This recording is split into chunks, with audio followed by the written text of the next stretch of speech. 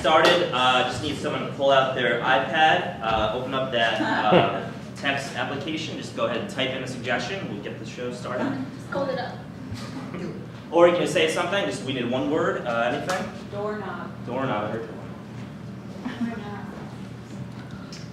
Doorknob. So doorknob reminds me of the time that I was in 11th grade, and I was dating this girl, and I thought it would be like a nice sort of like romantic thing to bring her flowers by breaking into her house when she wasn't there. So I remember that the last time I was over there, we went into a garage, and I memorized the garage code. I was like, okay, like, I'm good. Like I'll go there early. I always got off like school like before her, so. I went there and I like parked down the block so she wouldn't see my car, and I put in her garage code, got in the house, but then didn't realize that the house had like an alarm code that was totally separate. And her alarm went off and it was like this blaring thing, and I was freaking out. I was like alone in her house and like no one knew. And I got a phone call and it was her dad, and apparently the alarm company like called him immediately. And he was like, who is this? I'm like, it's Justin. He's like, who's robbing my house? And I was like, oh, so I explained that I was like trying to bring my girlfriend flowers, and then like the police showed up later, and I was just like mortified and totally backfired. And door and garage makes me think of this horrible incident that happened to me. I was running out of my house and I hit the garage door button and ran, and then I realized I forgot something. I was going to soccer practice and I forgot like shin guards. So the door was closing, and there's a sensor, right? So I'm going like this to make the sensor come, like, so the garage door would go back up and I could get it back inside the house.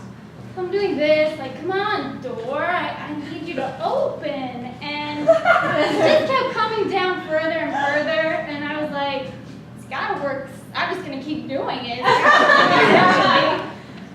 But then, like, garage doors don't come down that fast. I don't know how it happened, but somehow it landed on my big toe.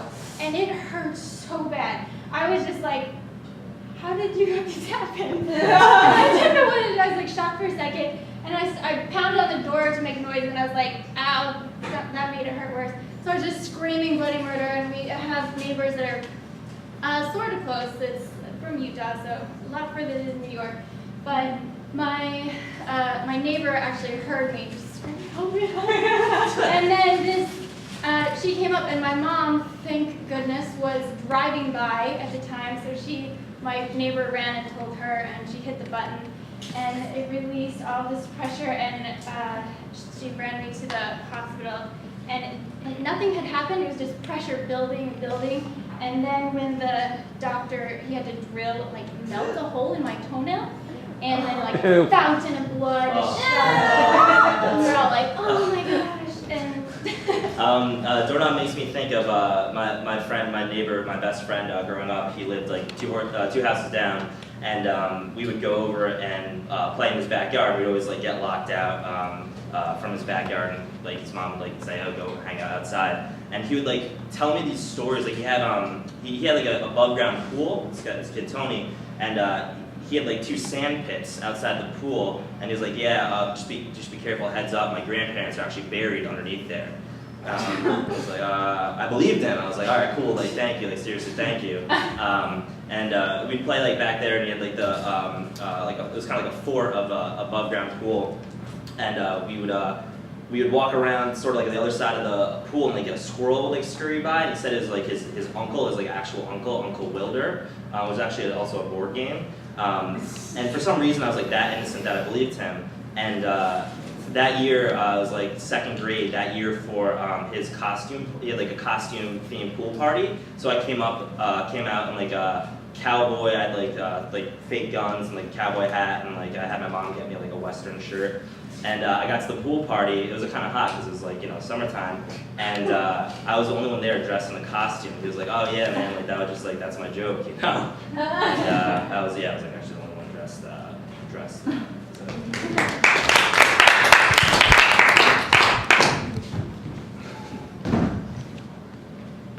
Why don't you have a seat? We've finished examining your son, and his pinky is pretty bruised. Oh no. We're gonna have to put it in a splint. What? Yeah. It's like it's not even like a hairline fracture, but you know, just the hair on A the. fracture? It's not a hairline fracture, but it could be. Well, why would you say something it's not? Well, he's not dead. He doesn't have AIDS. He doesn't. I mean, we didn't check for AIDS, but we can run those. I have the blood work, so we can run those tests. He might have AIDS. I don't know. Think you need to run an AIDS test? Where is my son? He's in the other room. It's probably fine. The nurses were just with him. They're just putting the splint on, and he should be good to go within, I don't know, 15-20 minutes. So yeah. Why did you have me sit down? You never know. Like the nurse could run in and just like it's a hospital, and you know, life is fragile and things happen all the time to people. So I just wanted to make sure. So okay, I'm sitting down in case my son dies in the other room, and I should be in there with him for his last moment. Yeah. Well, there was Yeah.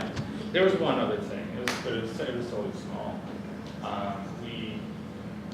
We noticed that there was on his arm like a scab that had formed from from previous injury, and it looked like there was a little scarring on his arm.